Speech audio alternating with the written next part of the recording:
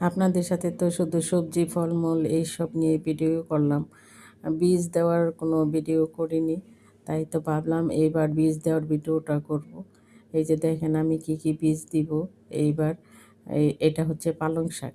পালং শাক কিন্তু বীজেও দেওয়া যায়, অবশ্য এইভাবেও দেওয়া যায়। এভাবে দিলে হয় কি একটু লেটে গজাবে, একটু দেরি হবে।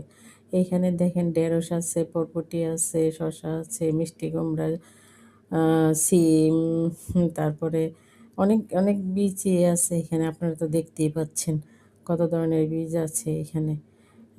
এইগুলি আস্তে আস্তে আমি আজকে বা কালকে 2 দিন লাগবে হয়তো বীজগুলি বপন করতে। আহ, এ করে আবার তো ইনশাল্লাহ দেখাবো। এই যে এইখানে কলমি শাক আছে। এটা হচ্ছে কলমি শাক। তারপরে ডাঁটা, ডাঁটা নিলাম আমি 2 প্রকারের। 2 প্রকার, একটা আমার আগের বীজ ছিল আর এই বছরের কিছু নিলাম, সেটাও আপনাদের সাথে শেয়ার করতেছি। তারপরে মূলার বীজ আছে। অনেক ধরনের বীজই দিব, মোটামুটি যতটুকু দিতে পারি। তো দোয়া করবেন সবাই যেন ভালো হয়। আল্লাহ ভরসা, দেখা যাক। মূলার বীজ এইগুলি হচ্ছে মূলার বীজ। তারপরে আছে টমেটোর বীজ, আর লম্বা বেগুনের বীজ।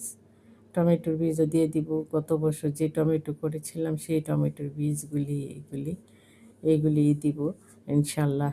আলহামদুলিল্লাহ, দেখা যাক আল্লাহ ভাগ্যে কতটুকু রেখেছে। আল্লাহ হাফেজ।